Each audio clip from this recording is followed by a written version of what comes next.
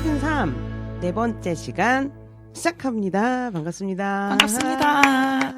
자, 오늘 눈치채셨나요? 목소리 두 분. 한 분은 목소리와 한 분은 박수 소리로 지금 시작을 알리셨습니다. 네, 안녕하세요. 8월입니다. 다들 기억하고 계신가요? 기억하실 것 같아요.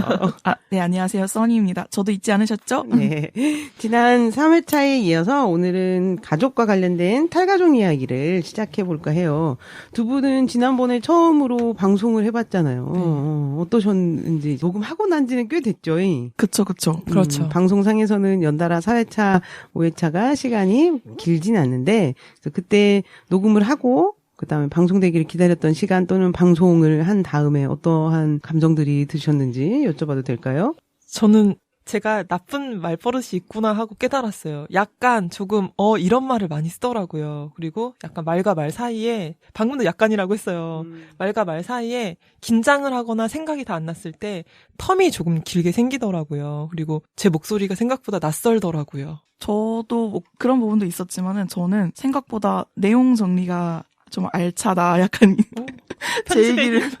제 얘기를 하면서 뭔가 그런 좀 생각이 들었고 마지막에 좀 너무 무겁지 않게 끝나서 저는 개인적으로 좋았어요. 써니님의 이야기를 모두를 위해서 내어주셨기 때문에 너무 감사했고 그리고 오늘도 이제 그 시간을 쭉 이어서 더 가져갈 것 같아요. 이렇게 써니님의 이야기에서 조금 모두가 같이 할 수 있는 탈가족 이야기를 좀 오늘은 할 수 있지 않을까 생각이 됩니다. 뭐 두 분이 워낙 잘해주시니까 저는 그냥 쭉 따라가기만 하면 되는 걸로다가 오늘은 우리가 그래서 그 이야기를 하면서 단지라는 만화하고 방탕일기라는 만화 그리고 그 두 작품의 작가는 단지라고 그렇죠. 해서 필명이 단지인데 다른 만화도 그리신 줄 알고 있어요. 그런데 가족 얘기를 하면서 난지 몰랐으면 좋겠어.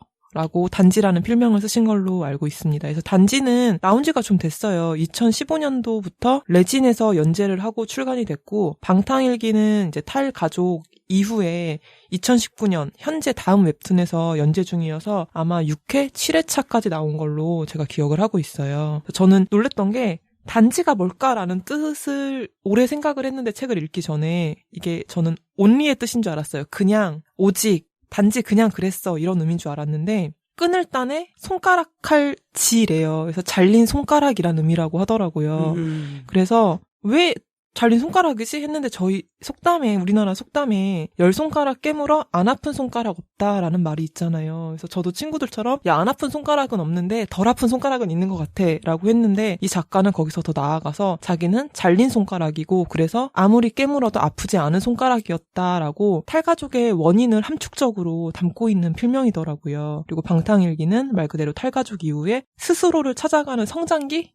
혹은 자아 모험기 같은 느낌이었어요, 저에게는. 그러니까 저는 그 얘기를 듣고 단지라고 하는 필명을 딱 이 작품에서만 썼으면 좋겠다는 생각이 드네요. 단지에서만. 네, 자신을 정체화하기를 잘린 손가락. 그래서 깨물어도 아프지 않은 손가락이라는 이름은 아마 다른 이야기를 할 때는 다른 필명을 꼭 가지고 나오시겠죠? 왜냐하면 그 필명 자체가 되게 아픈 이름이잖아요. 나 스스로를 잘린 손가락이라고 딱 정체화한다라는 것이 좀 되게 아픈 이름이네요, 진짜. 사실 제가 이 작가의 다른 작품도 궁금해서 구글링을 해봤었어요. 그런데 그림체가 독특해서 사실 이 작가의 팬들은 필명을 다르게 썼어도 이 작가겠구나라고 다 짐작을 하고 있는데 구태여 파헤치지 않았다라고 하더라고요. 그래서 실제로는 본명으로 활동을 하고 계신다라고 구글링 할 때 봤어요.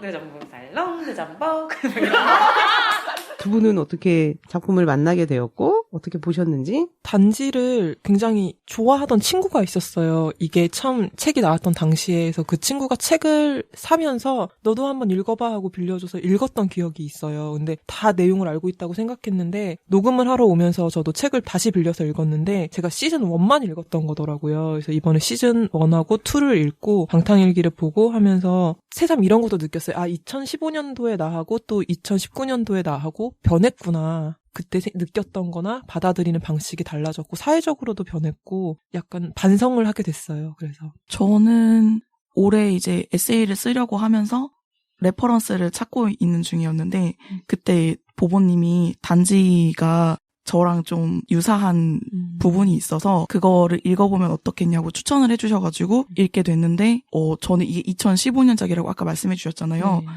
그때 당시가 제가 딱 그 탈가정 한 지 2년 차일 때였는데 그때 저는 그러니까 같은 시점일 때 이만큼까지 생각을 못했던 것 같아요. 아직도 담담하게 받아들이는 게 좀 힘들기 때문에 이 작품을 읽으면서 공감도 진짜 많이 됐고, 그리고 뭐랄까, 내 경험이지만 조금 거리감을 두고 이렇게 관찰할 수 있는 그런 잔잔한 힘을 좀 느꼈던 것 같아요. 단지 같은 경우에는 작가가 3남매잖아요. 그래서 위에 오빠가 있고 밑에 10살 정도 차이가 나는 누뚱이 남동생이 있어요. 그래서 단지 작가는 유일한 여자이자 사이에서 샌드위치처럼 이제 끼어서 치임을 받는 입장인 경우가 많이 나오더라고요. 저는 이게 가정 내 성차별 그리고 정서적인 아동 학대다라고, 우리가 보통 여태까지 아동 학대는 굶기고 때리고 이런 것들이 위주가 되었는데 정서적인 부분이 더 위험하다고 생각을 하거든요. 굉장히 장시간에 거쳐서 자존감을 갉아먹는 부분이어서. 그런데 그런 것들을 자전적으로, 그리고 그냥 그랬어 라고, 누가 나빴어, 내가 힘들었어가 아니라 그냥 그랬어 라고 담담하게 공유를 해요. 그래서 이런 일도 있을 수 있구나 라고 많이 슬프고, 그런데 공감이 됐어요. 근데 저는 사실 시즌2는 조금 힘들었거든요.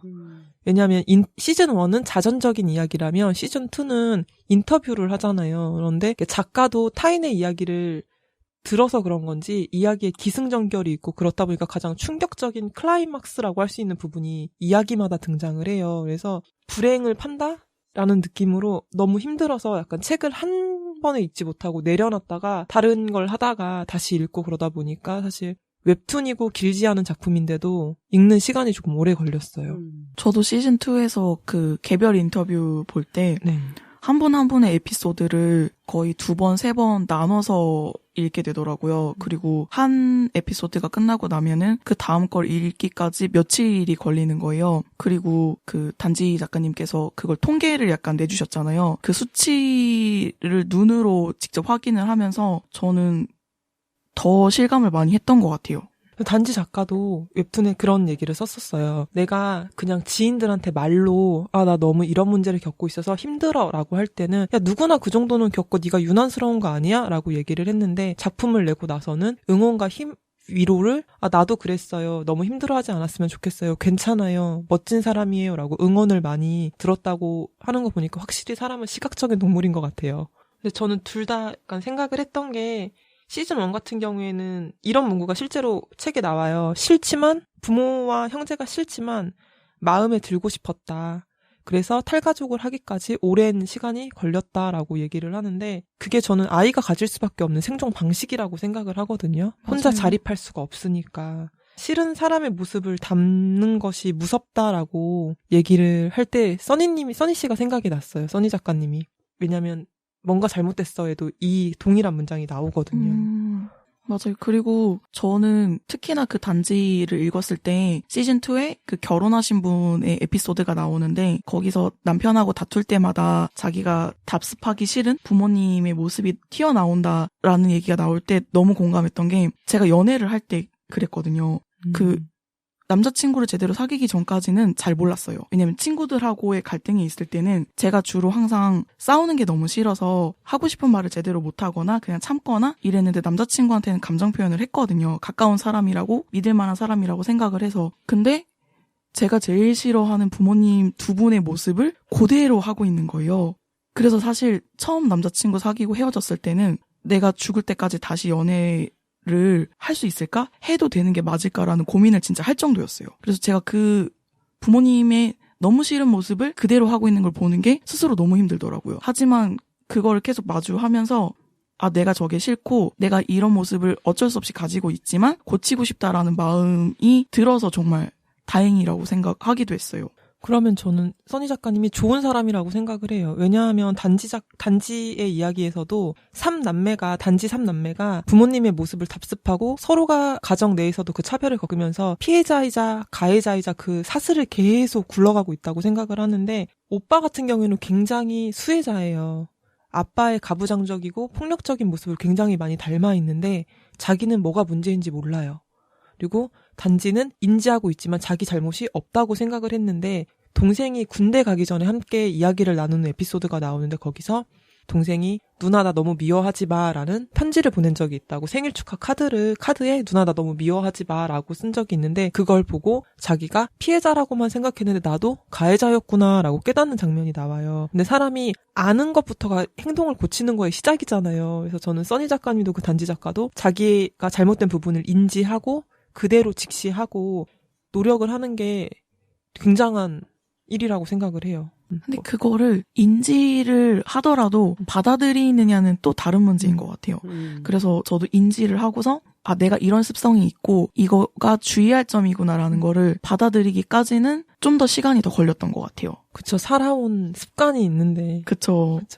학대든 폭력이 있든 이게 올바르진 않지만 각자 사람마다 그걸 택하게 되는 또는 습관이 되는 밑바탕에는 다른 사람과의 관계를 어떻게 맺을 것인지 소통의 방식이기도 하잖아요. 그래서 피해를 일방적으로 당했지만 그러한 소통 방식을 옆에서 두고 보고 그런 소통 방식에 노출되어 있는 상태로라면 모든 사람들이 나에게 습으로 조금 많이 남을 수밖에 없는 것 같아요. 그래서 그것을 나 또한 따라가게 되는 그런 측면들이 있어서 아마 피해자이자 가해자의 위치로 가기도 하는 경우가 많은 것 같다라는 생각이 들기도 하고, 그리고 한국 사회 전반을 생각을 해보면 개개인의 잘못을 조금 가볍게 하려는 차원의 문제가 아니라 우리가 만나는 다른 세대의 사람들 또는 다른 사람들을 이해하는 측면에서 조금 생각해야 될 게 한국 사회 역사가 현대사가 되게 폭력적이었잖아요. 맞아요. 가장 많은 분량을 쏟아부었던 그 한국전쟁부터 시작해서 그리고 군사독재 시기로 계속 30-40년이 왔고 그다음에 거기에서 자기 표현을 하는 것 자체가 공권력의 폭력에 당해야 됐던 그런 역사들이 있고 사실은 그게 아주 먼 얘기가 아닌 거죠. 그렇죠. 그런 폭력에 노출되어 있는 사람들 그리고 우리가 지내왔던 가정에서 그리고 학교에서 어떤 방식으로 폭력에 노출되었고 또는 폭력이 미화되기도 했던 적이 얼마 안 돼요. 그렇죠. 우리 조폭 영화, 친구 이런 것들 보면 굉장히 그런 힘의 세계가 그리고 힘을 가진 자가 힘이 없는 자를 누르는 게 당연하다라는 식으로 얘기를 한 게 사실 정말 얼마 전의 일이에요. 네. 그리고 가정 내에서의 폭력이 얼마나 미화되면서 예전 향수처럼 그려지냐면 인기 있었던 응답하라 시리즈 있잖아요. 네. 근데 응답하라 시리즈가 되게 불편했던 사람들도 있었거든요. 그러니까 거기에서 가정 내에서 송동일이라는 아버지 캐릭터가 그 되게 따뜻한 아버지라고 그려지긴 하지만 거기에서 일상적으로 하는 욕설, 그렇죠. 그리고 가족들에게 하는 언행들이 있잖아요. 근데 그것들이 미화된 채로만 그려지고 향수처럼 그것이 얼마나 폭력적이었는지 그 시대가 가진 폭력적인 가정의 분위기에 대해서는 거기서 얘기하지 않잖아요. 근데 그게 대중적으로 인기를 끌면서 됐단 말이에요. 응? 저 도도님 이 얘기를 듣는데 약간 소름 돋았어요. 이게 그러니까 그 뭐라고 해야 되지? 핑크 필터 효과라고 하잖아요. 과거가 지나간 거는 다 핑크빛으로 보이는. 근데 지금 시대를 살아가는 친구들은 그 시대를 이렇게 또 매체를 통해서 접하게 될 텐데 그거를 너무 핑크빛 과거로만 받아들일까봐 좀 걱정되는 마음이 생겼어요. 맞아요. 그리고 저는 약간 그런 생각도 들어요. 영화나 드라마를 저는 자주 보지 않는 편인데 그 이유 중에 하나가 대부분의 배우들이 우리가 아무리 그 사람들의 외모를 평가한다고 해도 외모가 뛰어난 편이에요. 중년이나 아주 어린 아역 배우들도 그러다 보니까 그런 게 용서가 되는 경우가 있어요. 굉장히 폭력적이고 생각해봐야 될 문제인데, 그러니까 남자가 여자 손목을 잡고 끌고 간다던가 연인이 다퉜는데 이런 것들이 걔네들이 예쁘고 잘생겼으니까 로맨틱해 보이게 필터 효과가 있는 거지. 실제로 그러면 여러분 난 진단서 끊어서 너 고소할 거예요. 그러네. 강동원이니까 네. 이런 식으로 넘어가는 거 있잖아요. 네. 근데 현실에선 정말 그거 무서운 일이거든요. 모르는 사람이 그렇죠. 갑자기 내 우산 속으로 들어온다? 그죠. 강동원 그거 늑대의혹인가? 그쵸.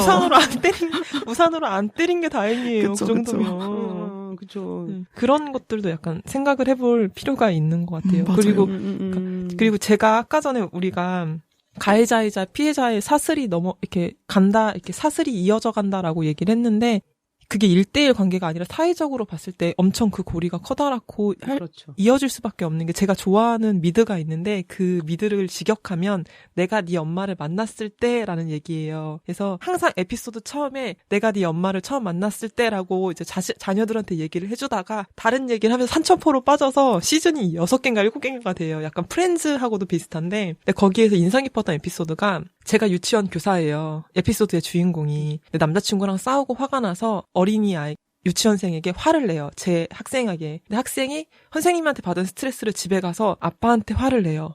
근데 아빠가 내 남자친구의 직장 상사야.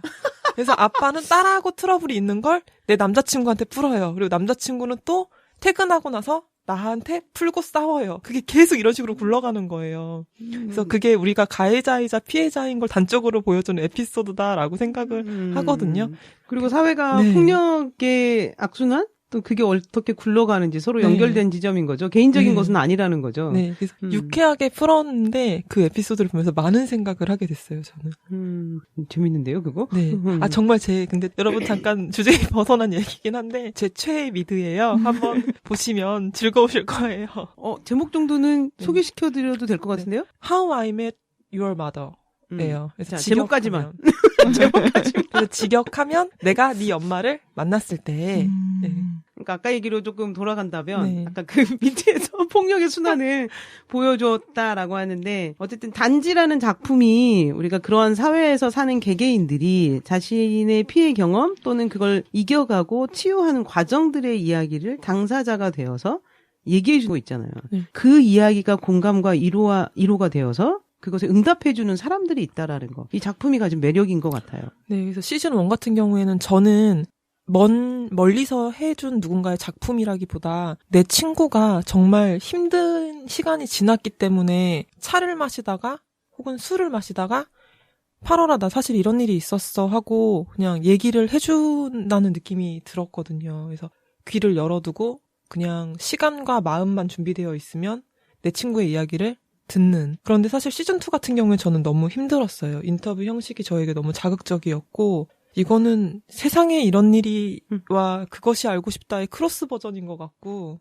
조금 힘들었어요. 그런데 제가 생각하는 그래도 인터뷰의 의의는 같은 카테고리 안에 놓이는 학대라도 굉장히 많은 변주가 존재하더라고요. 그러니까 성적인 경우도 있었고 물리적인 폭력도 있었고 정서적인 경우도 있었고 경제적인 경우도 있고 근데 이게 사람들이 서로 대응 방식이 다 달라요. 탈가족을 하지 않고 싫지만 같이 계속 살아가는 사람도 있고 용서를 한 경우도 있고 이미 탈가족을 하고 신경 안 쓰는 사람도 있고 탈가족을 했는데도 계속 그게 상처가 남아서 부모를 고소하는 경우도 있고 그래서 대응 방식이 다 다르거든요. 그래서 근데 저는 이게 끌어안거나 벗어나거나 어떤 방식도 틀리지 않고 선택의 여지가 굉장히 많다. 당신들이 틀린 게 아니야.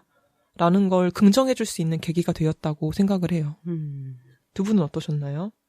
저는 약간 그랬던 것 같아요. 일단은 비슷한 시기에 탈가정을 한 사람이 단지님이기 때문에 그 웹툰을 보면서 좀 나만 그런 게 아니구나. 이 세상에 탈가정한 대한민국 30대 여성이 나만 있는 게 아니구나라는 거에 좀 위로가 많이 됐어요.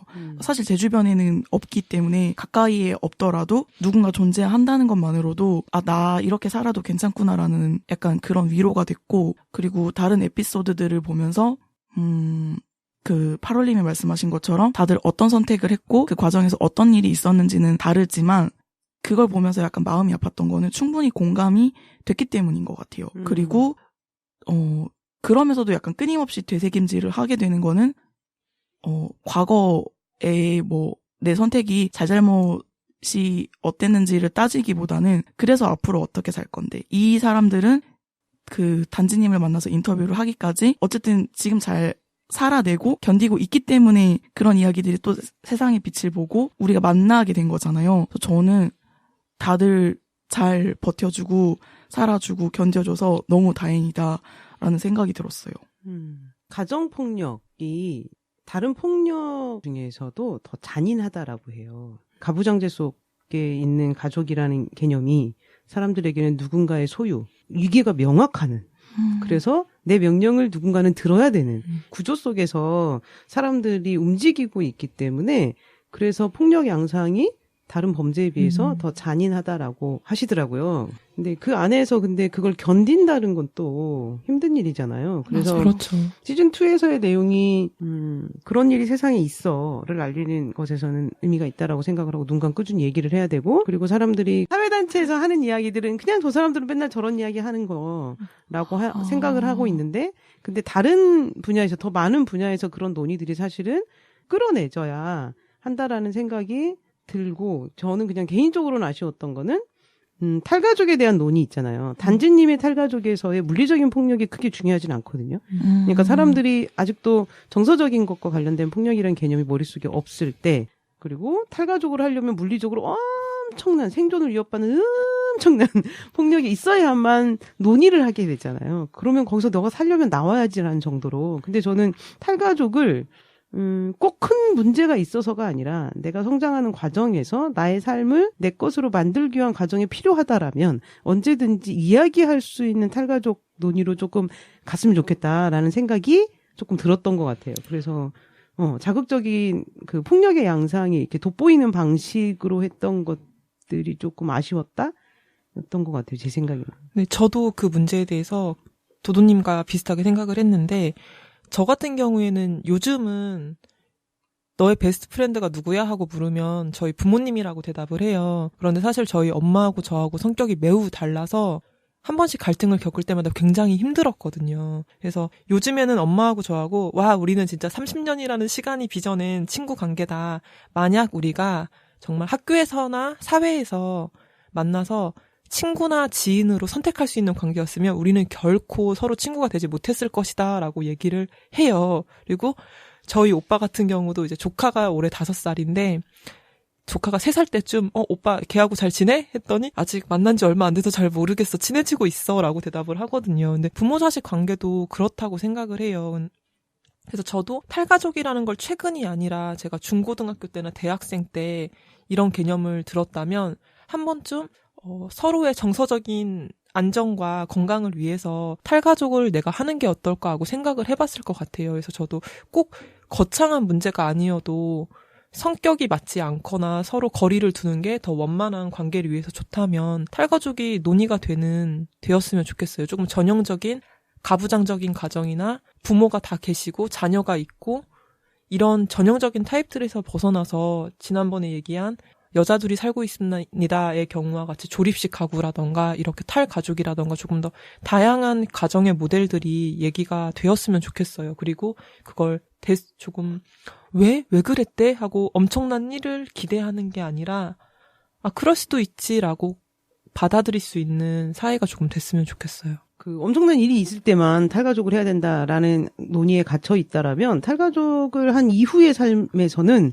자신의 이야기를 할 때 납득을 시켜야 된다라는 압박감을 느낄 것 같거든요. 당사자분들께서. 맞아요. 상대방을 항상 설득을 해야 되고 내가 탈가정 한 거에 대해서 상대방을 이해시켜서 네가 그럴만 했구나 라는 걸 좀 받아들이고 인정받지 않으면 맞아요. 네, 안 되는 것 같은? 그게 사실 그런 압박 조금 부당하다는 느낌 들잖아요. 네, 맞아요. 근데 저는 개인적으로 뭐 탈가정을 하던 아니면은 뭐 그냥 가족들과 그냥 약간의 거리만 두고 살던 뭐 각자의 선택이겠지만은 저는 어쨌든 성인이 되면서 한 사람의 주체가 되고 나면은 부모님하고 떨어지면 떨어질수록 내가 나다올 수 있는 기회가 훨씬 많기 때문에 저는 아까 말씀하셨듯이 무슨 문제가 있고 아니고를 떠나서 나를 찾고 싶은 마음이 다들 크다면 약간 부모님하고 떨어질수록 그게 훨씬 더 유리하고 기회가 많다라는 얘기를 좀 하고 싶더라고요.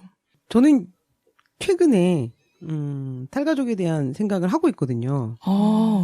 이게 이제 물론 지금 우리가 쓰는 용어가 약간씩 다른데 저는 탈가족이라는 용어를 쓰고 있고 지금 써니님께서는 탈가정이라고 지금 네. 말씀을 하고 계시고 그 이야기는 조금 더 들어보고 싶어요. 탈가정과 관련된 이야기는 저는 탈가족이라는 용어를 쓰고 있는데 저는 가족이 되게 너무 많아요.